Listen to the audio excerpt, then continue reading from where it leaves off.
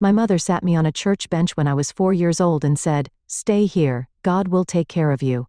She walked away, smiling hand in hand with my sister and father. I couldn't even cry, just watched them go. 20 years later, they walked into the same church and said, "We're your parents. We've come to take you home." The winter sunlight in Boston streamed through the stained glass windows of the church, casting rainbow-colored light on the floor. The Sunday service at St. Margaret's Church had ended, and the parishioners had already gone home. Only a little girl in a red coat remained sitting on the old wooden bench. 4-year-old Grace Hudson looked up at her mother with large brown eyes filled with anxiety. Her mother Elizabeth smiled gently and touched Grace's cheek. "Stay here. God will surely help you." Elizabeth's voice was soft, but there was something strange about it. Grace couldn't put it into words, but she noticed her mother's eyes were a bit shifty. "But, Mama," Grace said in a small voice, "where are you going? When will you come back?" Elizabeth didn't answer. Instead, she took the small hand of Amy, Grace's little sister who had just turned 2. Amy was wearing a pink coat and innocently laughing as her golden curls bounced, seemingly unaware of her sister's anxiety. At the church entrance, Grace's stepfather Joseph was waiting. When Grace saw him, her little heart beat faster. He had never smiled at her. Grace intuitively knew he didn't love her. "Hurry up, Liz." Joseph's voice broke the silence of the church. "Let's go." Elizabeth lightly stroked Grace's hair. "Be a good girl. God will watch over you." Grace felt that something was wrong. Normally, after Sunday service, the whole family would return home together, and Elizabeth would prepare a roast beef dinner. Grace couldn't understand why today was different. "Mama, I want to go home with you." Grace tried to grab her mother's coat sleeve. Elizabeth gently but firmly released her daughter's hand, saying, "Grace, listen to what I say. Stay here and wait." When her mother led Amy by the hand toward the church exit, Grace felt as if her feet had become as heavy as wood, making it impossible for her to move. The light streaming through the windows began to fade, and the interior of the church grew dimmer. At the exit door, Elizabeth turned around. Her face bore an expression that Grace couldn't quite understand. Was it relief? Or was it sadness? Joseph placed his hand on Elizabeth's shoulder, and the three of them went out the door. Grace couldn't make a sound. She wanted to scream, but nothing came out, as if her throat had frozen. She just sat on the bench and heard the sound of the large church door closing. It sounded like her small world collapsing. Time passed slowly. Only the sound of the big church clock's hands moving broke the silence. Grace sat on the bench and waited as her mother had told her to. The outside light gradually began to fade. Eventually, Martha Jenkins, the church caretaker, came in. She had come to clean the floor but was surprised to find a little girl sitting alone. "Oh, my dear, why are you here?" Martha asked kindly.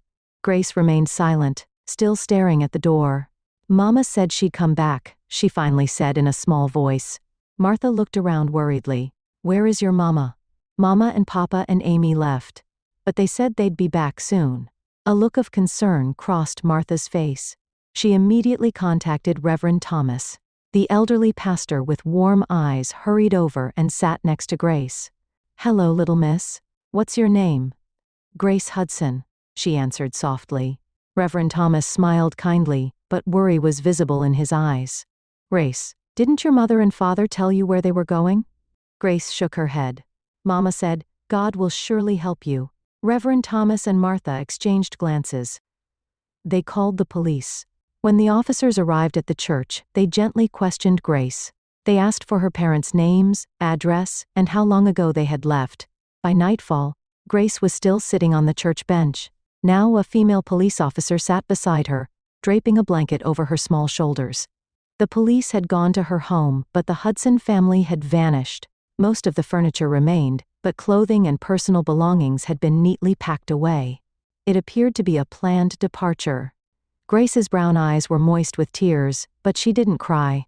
She believed her mother's words and continued to wait. That God would help her. And indeed, God did not abandon her. That night, Reverend Thomas took her to a small room in the church and provided her with a warm meal and a safe place. He spoke to her. "God has led you here, Grace. And we will take care of you." From that day on, Grace lived in the church. Her parents and sister never returned. This event left a deep wound in her small heart. For the first few weeks, she stood by the window every morning, waiting for her parents and sister to come for her. But as the seasons changed, the snow melted, and spring flowers began to bloom, there was no sign of the Hudson family. Reverend Thomas and his wife Esther welcomed Grace into their home. They had no children of their own, and began legal proceedings to adopt this little girl. The police investigation continued, but no trace of Elizabeth and Joseph Hudson could be found. They had crossed state lines and probably changed their names. Why did they leave me behind?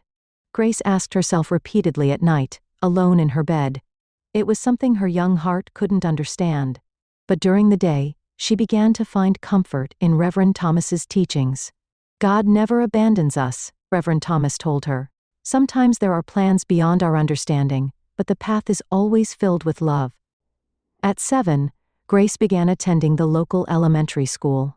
She was smart and loved reading books. She was particularly fascinated by Bible stories and identified with characters like Moses, Joseph, and David who overcame hardships.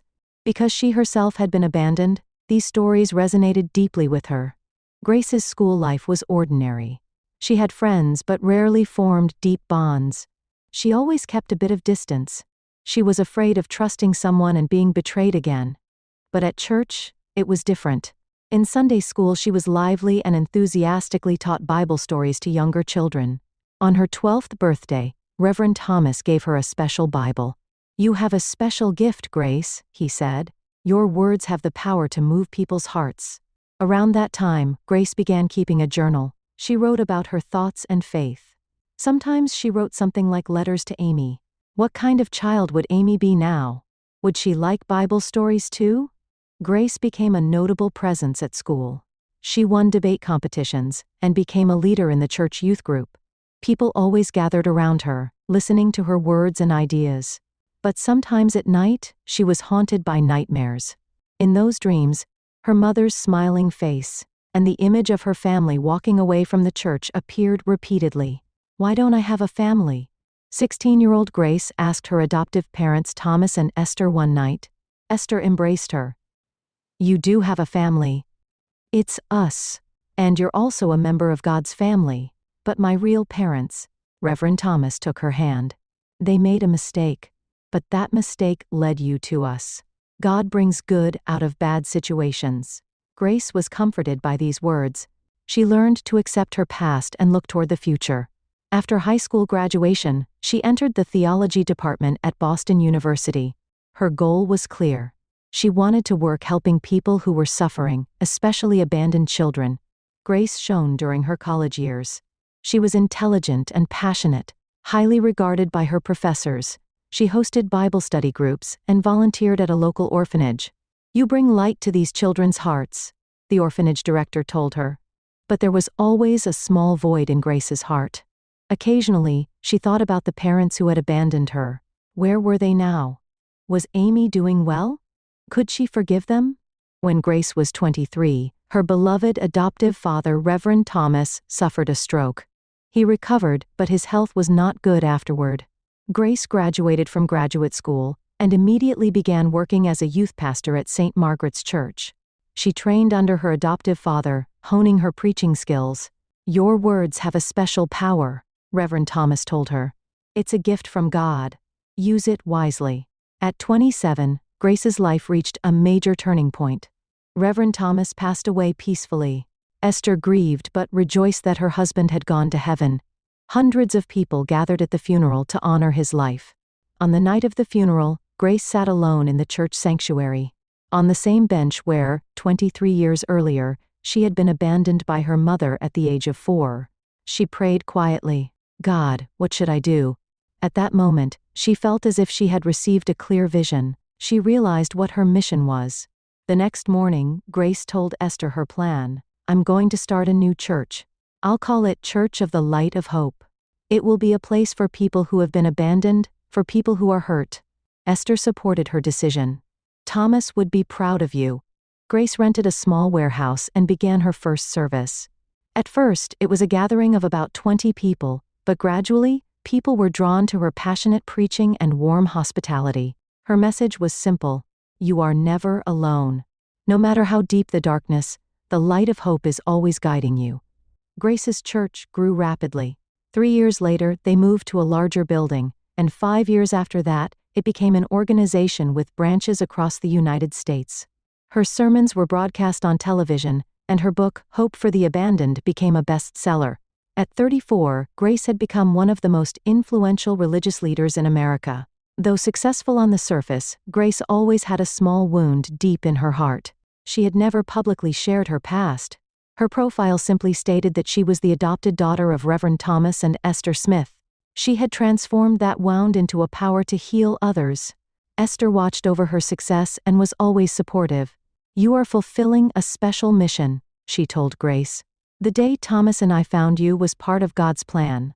Grace believed this. She had overcome the pain of her past and transformed it into a power to help many people. Because she knew the pain of being abandoned, she had words that could reach the hearts of people with the same pain. The large sanctuary of the Church of the Light of Hope was always overflowing with people on Sunday mornings. This day was no exception, with more than 2,000 believers gathered, eagerly awaiting Grace Hudson's sermon. On the walls of the sanctuary, the words "Let there be light for the abandoned" were prominently displayed. That was the core of Grace's teaching and her own life philosophy. Thank you all for joining us this morning. Grace's voice was soft yet resonated throughout the sanctuary. She was now 34, but her face had a youthfulness, and, at the same time, the deep wisdom of an old soul.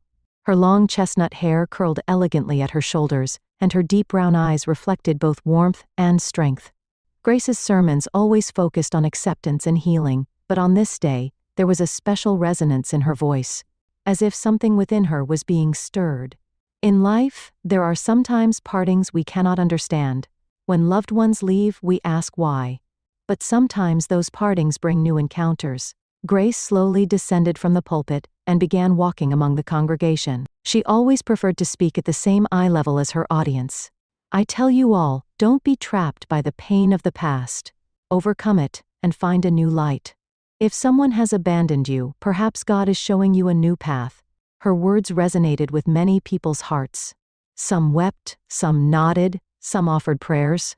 Grace's sermons had a mysterious power to move people. It wasn't just eloquence, but the power of truth born from her own experience. When the sermon ended, the congregation stood and applauded. Her message had touched many hearts. The words of her adoptive father, Reverend Thomas, came back to her. "God brings good out of bad situations." Grace smiled toward Amy. Her life had traced a strange circle. The girl abandoned in a church had now become someone who gave hope to many people, and found a new bond with her long-lost sister. The words she had heard on that church bench when she was 4 years old had, in the end, proven true. "God will surely help you." Those words had been realized in ways she could never have imagined. After the service ended, and believers began heading home one after another, Grace exchanged words with many people. Those seeking encouragement, those seeking advice, those simply wanting to express gratitude. She sincerely addressed each one. Mary Johnson, Grace's secretary who had been a supporter since Grace started her church, approached her. "There are visitors who would like to see you." Grace smiled. "Many people come on Sundays. Who is it?" Mary showed a slightly confused expression. "They say they are special visitors. Family, they say." Grace's smile froze. "Family? Yes. They said their names are Hudson, Elizabeth and Joseph Hudson, and their daughter Amy." Grace's heart began to beat rapidly. In her mind, memories she had long sealed away suddenly resurfaced. The red coat, the church bench, her mother's last words. "God will surely help you." "Where are they?" Her voice trembled. "I've shown them to the small conference room. Would you like to meet them?" Grace took a deep breath. The people who had abandoned her nearly 30 years ago were now here. Why now? Why here? Various emotions swirled within her. Anger, fear, curiosity, and a strange sense of anticipation. "Yes, I'll meet them," she finally answered. The short hallway to the small conference room felt like an eternity to Grace. She walked toward the door listening to her own heartbeat. She clearly remembered that day nearly 30 years ago. The moment when, at 4 years old, she was sat on a church bench by her mother and told, "God will surely help you." When she opened the door, 3 people were standing there. A couple in their mid-60s and a woman in her 30s. Grace's eyes first went to the older woman. Elizabeth, her mother. There were remnants of her former beauty, but now her face was lined with wrinkles, and her hair had turned white, but her blue eyes remained unchanged. "Grace, it's really you." Elizabeth's voice trembled with emotion. Grace couldn't speak. She just stood there, staring at the people in front of her. Next to her was a tall man. Joseph. He too had aged, and his former dignity had receded, but the line of his jaw and the shape of his eyes remained the same. And Amy, the sister who was just 2 years old when Grace last saw her, was now a beautiful grown woman. She was looking at Grace with a composed expression, but there was something in her eyes. Guilt? Anxiety? "We're your family," Elizabeth stepped forward. "We've come to take you home." The moment she heard those words, something snapped in Grace's mind. A flash of memory. 4-year-old Grace sitting on the church bench, hearing her mother's words. "Stay here. God will surely help you," and the sound of the door closing. Waiting. Hours, days, years of waiting. "You're my mother." Grace's voice trembled. For the past 30 years, she had imagined this moment many times. Sometimes with anger, sometimes seeking forgiveness, sometimes simply trying to understand. But reality was completely different from her imagination. "Yes, we've finally found you." Elizabeth's face showed an expression of joy. She tried to approach Grace, but Grace unconsciously took a step back. "Let's go home," Joseph said. His voice did not have the coldness that Grace remembered. Instead, there was a strange familiarity in it. "We've been looking for you all this time." Grace was at a loss for words. She couldn't tell if this was reality or an extension of her nightmares. What she had unconsciously been searching for was a mother's love, family bonds. But standing before her now were the people who had abandoned her. Amy remained silent. She stared intently at Grace, wearing a complex expression, as if she wanted to say something but couldn't. "Why?" Grace finally squeezed out the words. "Why now?" Elizabeth, without losing her smile, answered, "It took time to find you. But when I saw you on television, I knew immediately that you were my daughter. 30 years." Grace's voice was quiet but contained strong anger. "For 30 years you didn't look for me." "That's not true," Joseph interjected. "There were circumstances. We'll explain everything. Just, not here. Could we talk somewhere more private?" Grace took a deep breath. Her head was in turmoil. "All right," she finally said. "Let's talk at my home." As she headed for the door, Amy spoke for the first time. "Grace, sister." Hearing those words, Grace stopped. The relationship she had always dreamed of. But now, those words evoked complex emotions. "I'm glad to meet you." Amy's voice was small, but sincerity could be felt. Grace stared back at her. In Amy's eyes she saw something like a warning. Or was it her imagination? "Let's go," Grace said. Her voice was surprisingly calm, but her heart was raging like a storm. Grace's home was in a quiet residential area, about a 15-minute drive from the Church of the Light of Hope. It wasn't a large mansion, but it was an elegant and warm home. When they entered, the living room was decorated with framed Bible verses and small mementos collected from churches around the world. "Please, have a seat," Grace said, maintaining her composure. She appeared calm on the surface, but emotions were swirling inside her.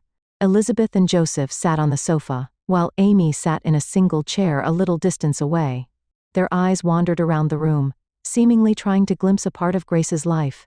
"Lovely home," Elizabeth said. "You've been successful." Grace sat in a chair opposite them and answered, choosing her words carefully. "It's thanks to God's guidance." An awkward silence flowed. Where should they begin to fill a 30-year gap? Grace suppressed her emotions and asked in a tone as if approaching a business meeting, "Why did you come looking for me now?" Elizabeth and Joseph exchanged glances. Elizabeth opened her mouth. "We've been looking for you all along. When we returned to the church that day, you were gone." Grace narrowed her eyes. "Returned? Didn't you leave me behind?" "No," Elizabeth emotionally denied. "It was a sad misunderstanding. We had to take Amy to the hospital urgently. She suddenly developed a high fever. I'm sure I told you, wait here, we'll be right back." Grace traced the memory in her head. Her mother's words were, "God will surely help you." Nothing was said about the hospital. And when we came back, you were gone, Joseph continued. We reported it to the police, but no one could find you. Grace calmly said, the police did find me. They also visited your home. But you had moved. All personal belongings had been packed away. Elizabeth's face changed color. That's well. We were in financial trouble, Joseph quickly said. We had to flee from creditors. But we've been looking for you all along. Grace felt something was off about their story. There were too many contradictions. For 30 years? She quietly asked. Why didn't you contact me until you saw me on television? We had changed our names, Elizabeth hastily explained. It was difficult to find you. Amy remained silent, looking out the window. There was something odd about her attitude, as if she didn't want to participate in this conversation.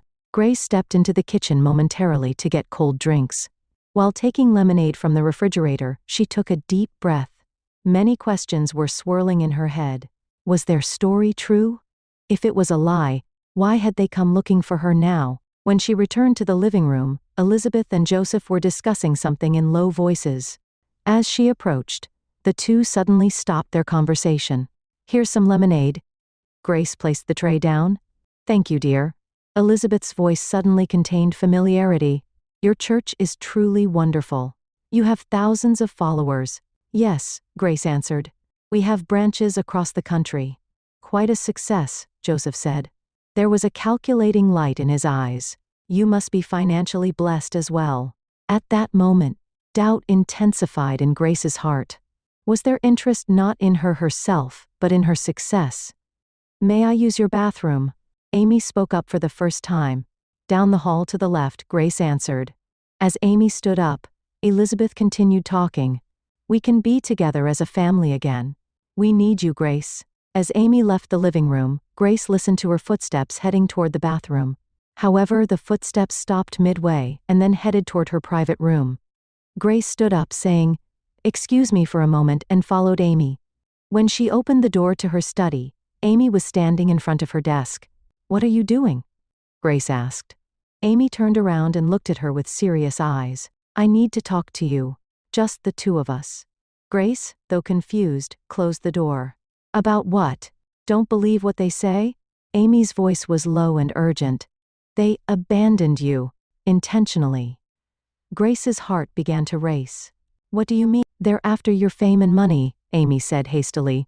Your mother's child from her previous husband, so father always disliked you. Grace gasped. Previous husband? Yes. Mother was widowed from her first husband and remarried Joseph when you were 2. He wasn't keen on raising you as his own child. When I was born, they planned to leave you at the church. Grace almost collapsed into a chair. This was a completely different truth from what she had thought all her life. She wasn't her stepfather's biological child. How do you know? She finally managed to say.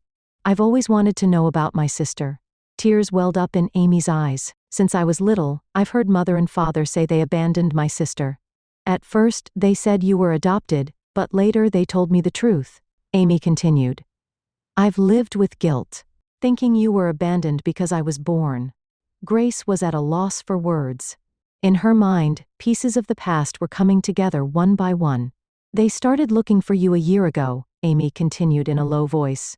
When they saw you on television, they thought they could make money. They're in debt, and thought if they claimed to be your daughter, they could get something. Rather than anger, Grace felt a strange sense of liberation. Finally, there was an answer to years of questions. Why are you telling me this? Grace asked. Amy's eyes held sincere emotion. Because I don't want to be part of their plan. And she choked on her words. I wanted to meet you. As a real sister. There was a knock at the door. Everything all right? Came Elizabeth's voice. What are you talking about? Grace and Amy looked at each other. An unspoken understanding was born between them. We're fine, Mother, Amy answered. Just talking with my sister. Grace took a deep breath. She now knew the truth. She had choices before her. To give in to anger, or to handle this situation wisely. Let's go back, she said quietly to Amy. I have something to tell them. When the two left the study, Elizabeth and Joseph were standing uneasily in the living room. Their faces showed a mixture of doubt and expectation. Grace calmly said, "Please sit down. We need to talk." Her voice contained a certainty and strength that hadn't been there before. She was ready to accept her past and walk toward the future. "Your plan to exploit me financially has failed." Grace's voice was quiet, but her words contained a sharp edge. The blood visibly drained from Elizabeth and Joseph's faces. "What are you saying?" Elizabeth tried to feign innocence, but her eyes couldn't hide her fear. "Amy told me the truth," Grace said. "You abandoned me. Intentionally. And now? You're trying to benefit from my success." "Amy." Joseph showed his anger. "What did you say?" Though trembling, Amy stood beside her sister. "Let's stop the lies. I owe Grace the truth." Grace quietly said to them, "I could sue you for attempted fraud, but I won't." Elizabeth and Joseph showed surprised expressions. They had probably expected an explosion of anger or threats of legal action. "Why?" Joseph asked suspiciously. "My teaching is about forgiveness and healing," Grace answered. "I must practice it myself. But this is your final warning. Don't ever appear before me again." Elizabeth began to cry. Grace didn't know if they were real tears or acting. But it no longer mattered. She was free from her past. "Please, leave." Grace pointed to the door. Elizabeth and Joseph, without the strength to resist any further, silently stood up. Grace calmly watched them leave her home. Amy hesitated a little, then approached Grace. "Should I go too?" Her voice was filled with anxiety. Grace looked at her. In Amy's eyes, she saw genuine regret and hope. "That's your choice. I want to build a relationship with you," Amy said. "As sisters. But, if you need time, I understand." Grace nodded gently. "It will take time. But let's stay in touch." 3 months later, Grace began a new sermon series, "What is True Family?" For the first time, she publicly shared her experience. Being left at a church at 4 years old, being raised by Reverend Thomas and his wife, and the roots she had recently discovered. Family is not just about blood ties, she addressed the congregation. Family is the people who support each other, love each other, and sometimes tell each other hard truths. At the back of the venue was Amy. She had now begun working as a volunteer at the Church of the Light of Hope. Their relationship was complex, but they were gradually building a sisterly bond. When Grace finished her sermon, the congregation stood and applauded. Her words had resonated with many people's hearts. The words of her adoptive father, Reverend Thomas, came back to her now. "God brings good out of bad situations." Grace smiled toward Amy. Her life had traced a strange circle. The girl abandoned in a church had now become someone who gave hope to many people and had found a new bond with her long-lost sister. The words she had heard on that church bench when she was 4 years old had, in the end, proven true. "God will surely help you." Those words had been realized in ways she could never have imagined.